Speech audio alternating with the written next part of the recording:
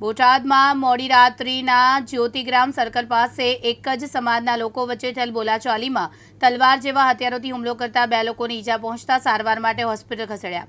જ્યારે એકને ગંભીર ઈજાઓને લઈને વધુ સારવાર માટે ભાવનગર ખસેડવામાં આવ્યા। બોટાદ શહેરના જ્યોતિગ્રામ સર્કલ પાસે રાત્રિના સમયે ફારૂકભાઈ નામના વ્યક્તિ દુકાન પાસે હતા, તેવામાં કેટલાક શખ્સો આવી બોલાચાલી કરીને ફારૂકભાઈ ઉપર તલવાર જેવા હથિયારોથી હુમલો કરવામાં આવતા ફારૂકભાઈ અન્ય એક વ્યક્તિને ગંભીર ઈજાઓ થતાં તાત્કાલિક સારવાર માટે હોસ્પિટલ ખસેડ્યા,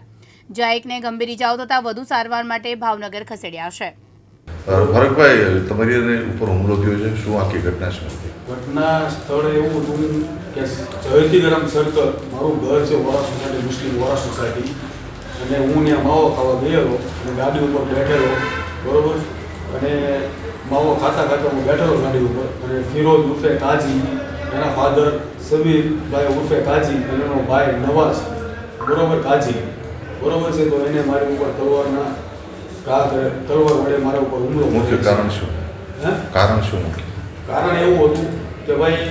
અમારા મુખ્ય ટ્રસ્ટ છે, બરોબર છે, એના ટ્રસ્ટ કાળુભાઈ પઠાણ, સબિયા હોસ્પિટલ, બચોવા ઘર અને અલાના હાઈસ્કૂલ, બરોબર છે, તો એની અંદર એ દારૂનું વેચાણ એની આવેદનપત્ર અમે આપેલું છે, બરોબર છે, 2 થી 4 દિવસ પહેલાં, બરોબર છે, તો એની માટે એ આવેદનપત્ર આપેલું છે અને એ વડે હું એનો ઘણો થાવ, બરોબર છે, તો અમે બધા મિટિંગ બી કરેલી હતી, બધા જે સમાજ છે અમારો ગાંચી મુસ્લિમ સમાજ, બરોબર છે, સુન્ની મુસ્લિમ સમાજના પ્રમુખ હતા, બરોબર, આ બધા જે હતા, બરોબર, પ્રમુખ, બરોબર, અને એ અમે આવેદનપત્ર આપેલ છે, બરોબર, કલેક્ટરમાં, મામલતદારમાં અને ડીવાયએસપી ઓફિસ પર, બરોબર, અને આવીને ખબર પડી કે આવી રીતના મિટિંગ કરેલ છે, એમાં હું ઇન્વોલ્વ હતો, તો એ વડે મારી ઉપર આવી દાજ ઉતારેલી છે।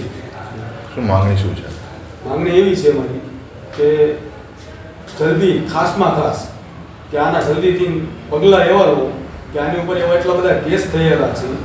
બરાબર, અને એટલા બધા માથાભારે માણસો છે, આમ બુટલેગર અને ગાડીઓના જે ખેંચવાના ધંધા કરે છે, ફાઇનાન્સના, બરોબર છે, એવા ધંધા કરે છે, જેને જેમ ભાગ ગાળો બોલે છે, ધમકીઓ આવે છે અને ગાડીઓ ખેંચવાના ધંધા કરે છે, બરોબર। તો માંગ એવી છે કે ભાઈ આની કાર્યવાહી Shri Botad police station, town police station, કે પછી આપણે જે કાંઈ હોય તે એસપી સાહેબ કે પછી ડીવાયએસપી સાહેબ એના સખ્તમાં સખ્ત પગલાં લે। બોતાભાઈ શેકલિયા, દિવ્યાંગ ન્યૂઝ, બોટાદ।